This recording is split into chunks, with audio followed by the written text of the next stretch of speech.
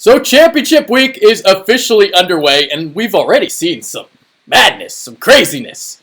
In the Patriot League, we saw Holy Cross beat top-seeded Bucknell in double overtime, and that was the quarterfinals.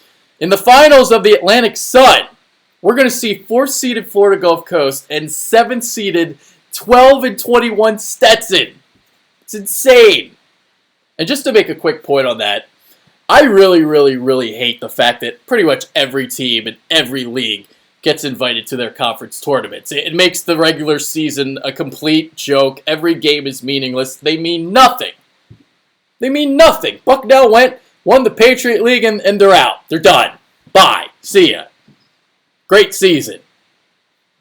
You know, I get why they do it, though. You know, you got to make money and all that. But there are ways around it. There really are. At least do something like the Horizon League does. The West Coast Conference used to do. Reward buys into the semifinals. And better yet, what I would do, I would give the top seed a bye all the way into the final. You should be rewarded for an outstanding regular season. I mean, like, in these leagues, every team has a shot at it. And it's a joke. It really is. I mean, Jesus. We've seen some really bad teams make the NCAA tournament over the years. And, well, Stetson, I mean, 13-21 if they win the Atlantic Sun. That's just pitiful. It really is. But this video is about Bracketbusters and what team might play the role of Cinderella in the upcoming NCAA tournament. Now, what do I look for in a Cinderella? There's two things, really. You got to have NBA talent, and you got to have size.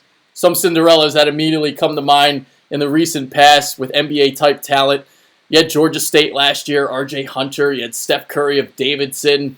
And when those two 15 seeds, Norfolk State and Lehigh, won respectively, they had Kyle O'Quinn and C.J. McCollum.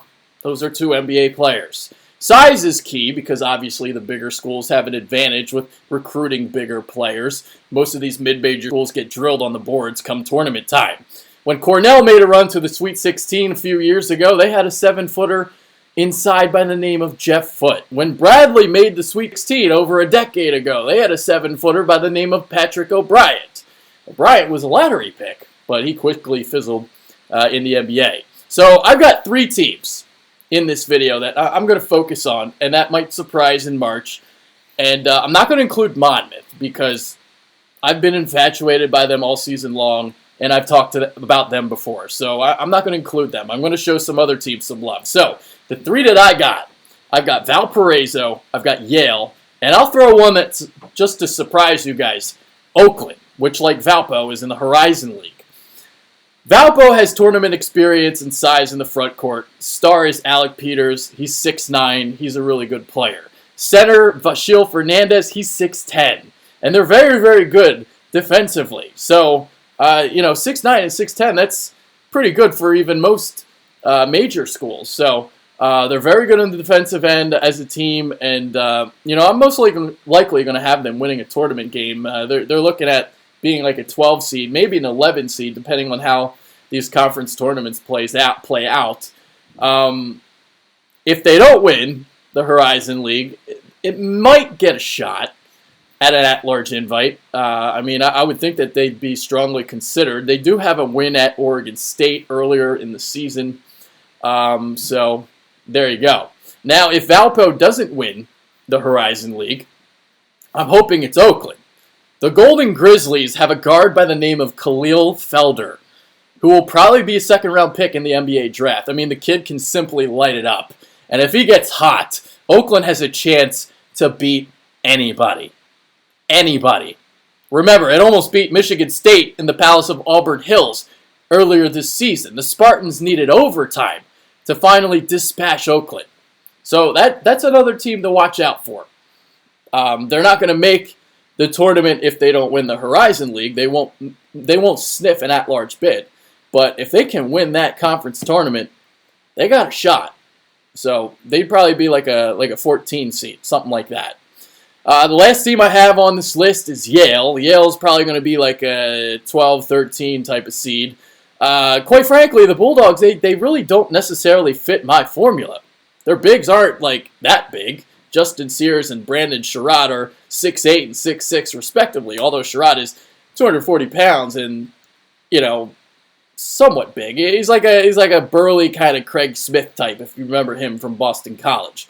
They don't have NBA talent, but I just have a gut feeling on them from watching them play a few times. I love the way they share the ball, really move it around, solid in both the front court and the back court. And sophomore guard Makai Mason, he's pretty good as well. So you got 3 players who are pretty good on that team, and it's a team I'm really intrigued about. So we'll see. Just some other names to just kind of throw, some other schools to kind of throw out there. We'll see about Arkansas Little Rock. I believe they only have like 3 or 4 losses on the season, so that's pretty incredible. They're looking at being like a 12 seed if they can win the Sun Belt. You've got Stony Brook of the America East, and its biggest challenger was Albany, but Albany has already lost. So it's Stony Brook's tournament to lose, and they got a big guy by the name of Jamel Warney. So we'll see about them. But I watched them earlier this season. They got smoked by Notre Dame. So I don't know how they would fare in the tournament. Stephen F. Austin, I mean that's a team always to watch out for. Other than that, though, I really don't know. I really got nothing else. I kind of like Hawaii a little bit, but I don't see them the Warriors winning a game either. But yeah, those are some of the schools. If there is another school that can potentially have an upset in the first round, second round, whatever you want to call it, there's UC Irvine. So watch out for them too. Mamadou Njai, the 7'6" center. And they got some guards there too. So that's another team to watch out for. I believe they're the Anteaters. So the name itself is just awesome. The Anteaters. They're called the Anteaters. Like, wow, that's pretty cool. And that rivals, I don't know, any college school. I got no nickname better than that. So there you go. All right, so that's it for this one. Monday, I will be looking at the major conference tournaments. So what teams might have to do to get off the bubble, something like that, how many games they got to win, all that stuff. So I'll have that for Monday. But today is about the little guys, and I can't wait.